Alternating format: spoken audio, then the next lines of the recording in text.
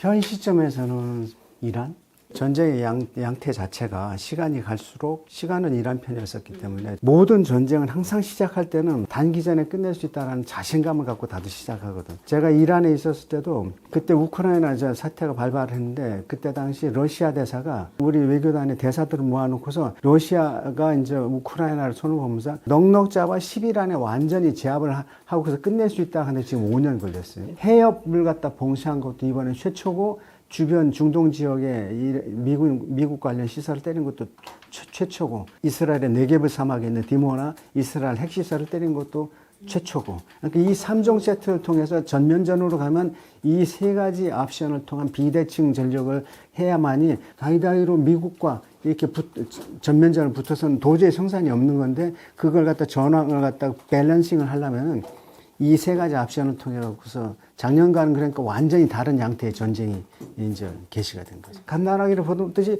조심조심하면서 이걸 갖다 살림을 꾸려 나가야지 되는 게임이거든. 이 복잡한 협상이 2주 안에 그러면 완결이 될 것이냐, 그거는 천만의 말씀이에요. 그러니까 2주 안에 서로 진짜 genuine intention, 그러니까 심각하게 진짜 협상을 갖다 타결시키려고 하는 의지가 있다라는 걸 서로 확인하게 되면 분명히 다시 이제 연장을 하는 형태로 해서 가는 거지. 그러니까 이 2주는 지난한 과정의 첫 번째 시금석이라고 봐야지 되는 거지. 내일 11일 날 이제 파키스탄에서 개최될 이제 대면 면담에서 벤스가 나온다는 것은 굉장히 중요한 인디케이션. 벤스가 이번에 처음 투입이 되는 거거든. 모든 어려운 요소들 중에서도 긍정적인 것 같다 한두 개만 골라보라고 하면은 자, 미국이 이제 그 부통령 처음에 투입하고 이란의 경우에는 하메네이 포함해서 대부분 강성들이 다 죽었어. 엄청난 희생을 치르면서 다 강경파들이 대부분 제거가 됐어.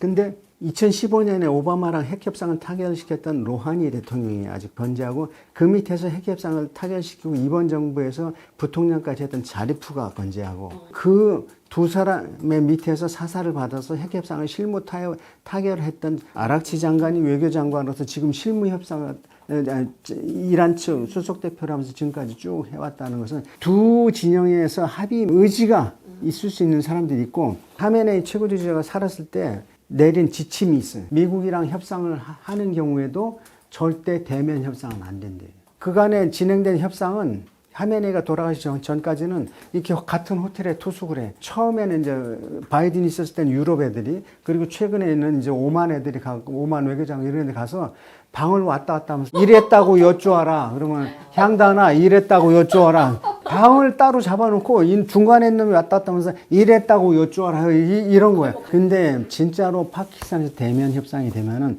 이거 시리어스한 거고, 그것도 이란 혁명 수비대와 그 3대 지도자 모스타파의 그것도 추론할 수 있는 이번 전쟁에서도 미국이 통제하지 못하는 이스라엘의 이제 작전 행태들이 많기 때문에 미국은 절대로 이란과 직접적으로 교전 당사국임에도 불구하고 절대로 이란의 에너지 시설을 갖다 못 때리게 하는데 이스라엘은 가서 막 때리고 싶거든. 왜냐하면 이 두 나라의 전쟁 목표가 틀리기 때문에. 이란이 호르무즈 해협을 사실상 봉쇄하는 효과를 내는 데는 모든 배를 때릴 필요가 없어요. 큰 배들 유조선 같은 거 한 두세 척만 손을 보면은 물류가 완전히 이제 마비로. 해적들도 보면 우리가 웃기잖아요. 해적 조그만 통통배 같은 거 갖고 돌아다니다가 그 엄청나게 큰 유조선이 꼼짝없이 당해. 물이나 뿌리고 있다가 막 이게 꼼짝없이 피납되고 그러면 왜 그러느냐. 유조선 이런 거 그 자체가 엄청난 폭탄이야. 그러니까 이란은 복구를 해야 되는데 이란 측에서는 배상을 해내라고 하고 미국 측에서는 자기네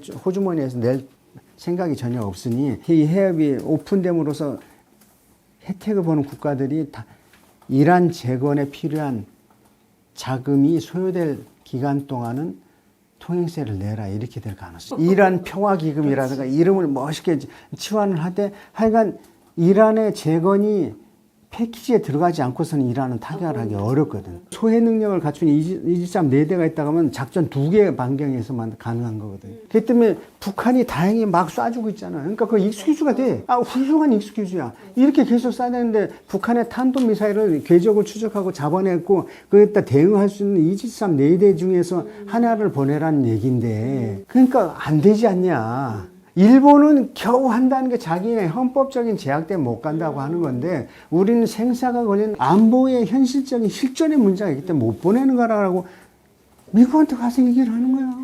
26척이 가 있지만 그 똑같은 숫자의 배가 매일 다녀, 매일. 그 26척 배우면 우리는 성공한 거고, 아니면 실패한 거, 그게 척도가 그게 아니라, 안정적으로 이 통상적인 패시지가 관리가 됐냐, 그게 척도인 거지. 그 중에서 뭐 욕심부려서 26척 다 아니더라도, 한두 척이라도 해갖고서 기름 급하던 그 유조선 몇 개라도 빼갖고 딱 하면은 설명도 되고, 자, 2,000척이 다 몰렸는데, 그나마 급한 유조선 먼저 뽑아갖고 했는데, 미국과 이란 사이에서 그간에 해왔던 것처럼, 그 말을 꼭 써야 돼요. 이게 새로운 게 아니라, 그간에 우리가 해왔던 것처럼 미국과 이란 사이에서 중재를 하면서 우리의 국익을 최대화하기 위해서 노력하겠다. 그게